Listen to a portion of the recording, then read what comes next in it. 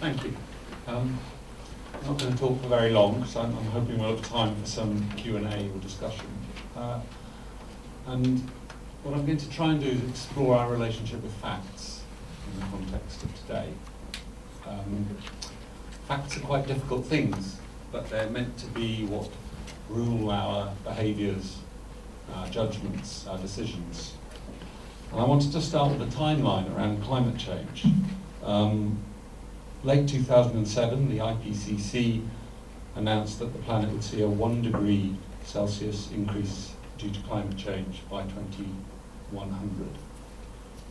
Late 2008, the Hadley Centre predicted a 2 degree increase by 2100. Mid-2009, the UN Environment Programme predicted a 3.5 degree increase by 2100. That's over 2 years.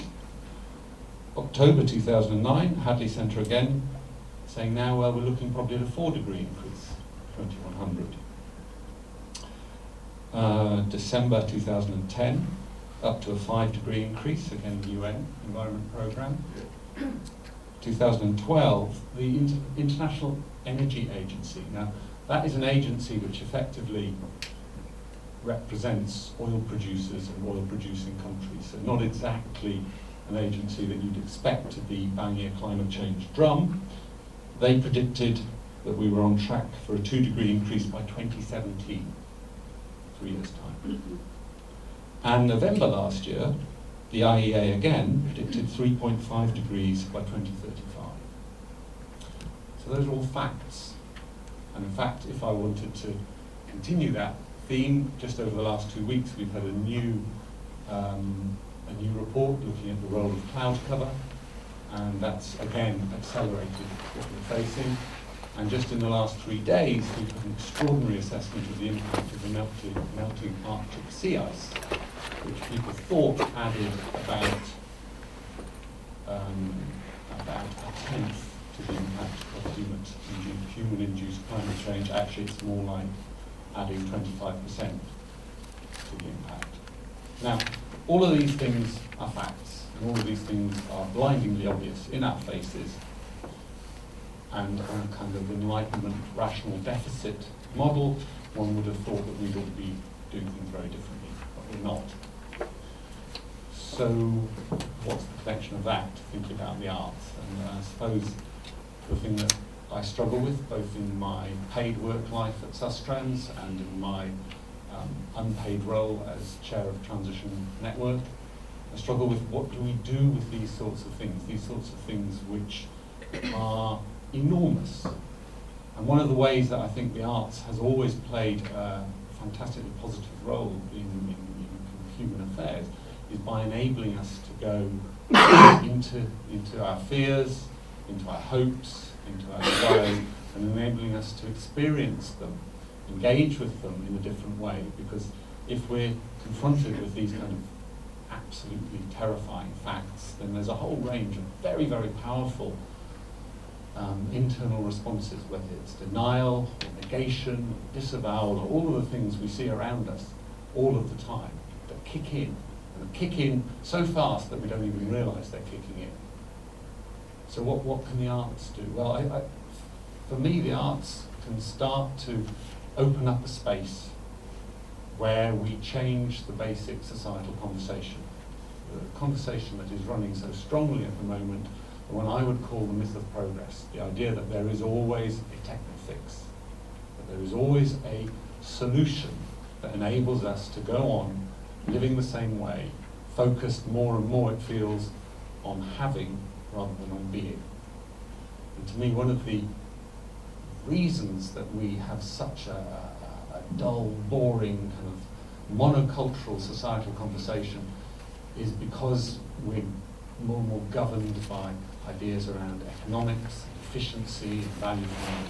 And again, this to me is where the arts has always played a potentially fundamental role in opening up that exploration inside ourselves. Because how can we hope to see a change in these enormous world systems which people's livelihoods depend on, unless we open up that conversation inside ourselves? So if we are to move from systems that are based on having rather than on being, what role can the arts play? And I wanted to think about a practical example. This is from Transition, actually, not from Sustrans, and it's some work that was done by Transition Town Tooting in South London, which they called the Trash Catchers Carnival. And what they wanted to do is part of their reaction to what can we all do in our everyday lives and what can we do in a way that opens up the conversation to enable everyone to think about these things.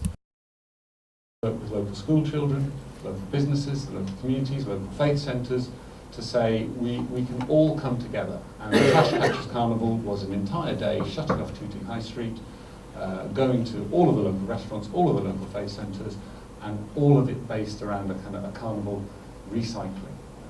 And that kind of integration of community process, of the arts, of addressing mind-blowing issues through ways that enable people to start to think with others, that worked fantastically well. And that point about thinking with others seems to me to be crucial, because what is the arts if it's not about, at the same time as exploring inside ourselves, reaching out to others and having a conversation and a dialogue? And going back to the kind of Enlightenment model, the idea that if you present people with facts, they then address them rationally and change their behaviours. Well, we know it's not true.